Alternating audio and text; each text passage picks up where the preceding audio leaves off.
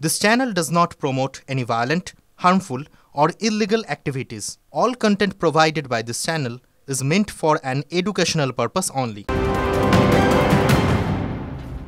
ইনফোসিসকে সব রকম সাহায্যের আশ্বাস দিয়েও বাম আমলকে নিশানা মুখ্যমন্ত্রী মমতা বন্দ্যোপাধ্যায়ের। মুখ্যমন্ত্রী বলেন, উত্তরাধিকার সূত্রে মেলা ঋণ পরিশোধ করায় আর্থিক সংকট রয়েছে, তা সত্ত্বেও বাংলার অর্থনীতি সুরক্ষিত। কি বলেছেন মমতা বন্দ্যোপাধ্যায়, শুনুন। Our government will provide all sort of help. Whatever you want.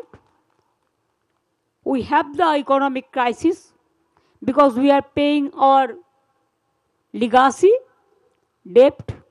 Instead of that, our economy is safe and sound. We started FRBM system only when we came in power.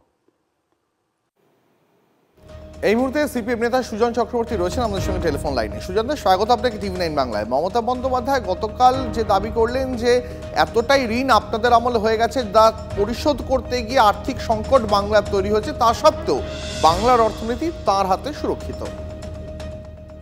মুখ্যমন্ত্রী তো সত্য কথা কখনো বলতে জানেন না।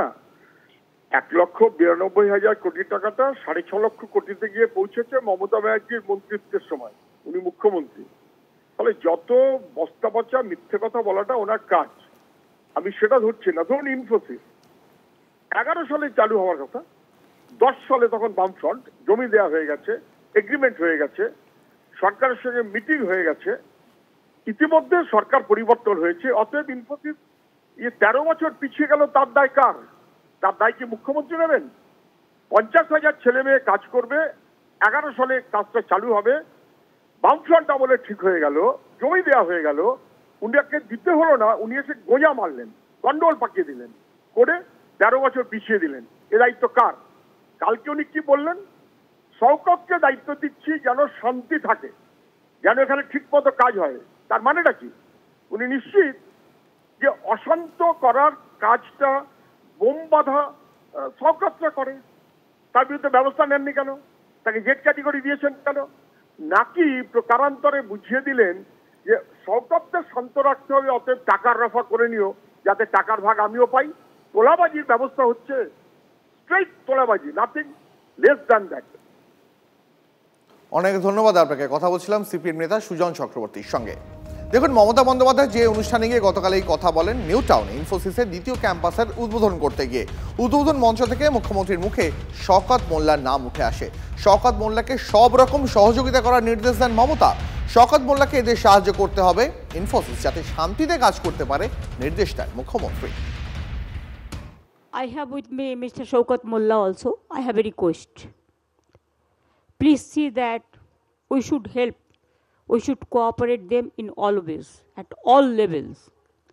And I will request, this is the area adjacent of Kolkata Police and South and West Bengal, so Bidhannagar Commissionerate. So this is a border area, but there should be some good coordination between two. So please see, in no disturbances, nothing. They must work very peacefully and very smoothly. দিদি আমাকে যে দায়িত্ব দিয়েছে আমি যথাযথভাবে পালন করার চেষ্টা করব।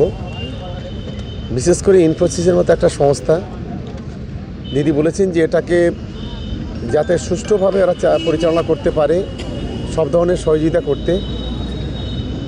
দিদির যে নির্দেশ সেটা আমার কাছে শিরোধার্য, আমরা সব ধরনের সাহায্য করব। এই তো মাল তোলার দায়িত্ব পেল শওকত মোল্লার নাম বলে দেওয়া, মানে মাননীয় মুখ্যমন্ত্রী ঠাড়ে ঠাড়ে বুঝিয়ে দিলেন এখানে যা মাল তোলা হবে সব শওকত তুলবে। আর শওকত হচ্ছে নাম্বার 1 গ্রেডের গুন্ডা, তাকে দায়িত্ব দিচ্ছেন মুখ্যমন্ত্রী গুন্ডামি দমন করার জন্য। মুখ্যমন্ত্রীর কথা সার্থক যে উনি গুন্ডাদের কন্ট্রোল করেন।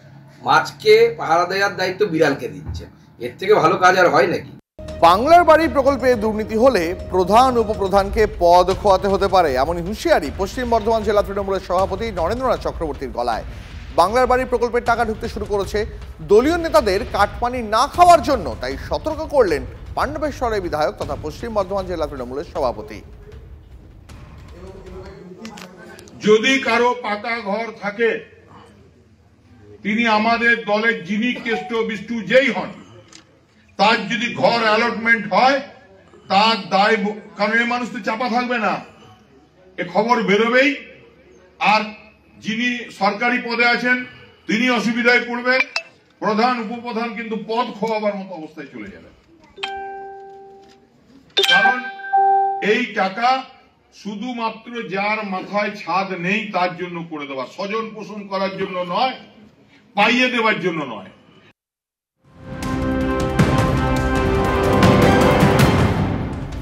জম্মু কাশ্মীরের কুলগামে বাহিনীর বড়সড় সাফল্য, বাহিনীর সঙ্গে দীর্ঘ গুলি লড়াইয়ে খতম 5 জঙ্গি, জখম 2 জওয়ান। আরও জঙ্গি লুকিয়ে থাকার আশঙ্কা করছে বাহিনী। গোটা এলাকা ঘিরে তল্লাশি অভিযান চালাচ্ছে বাহিনী।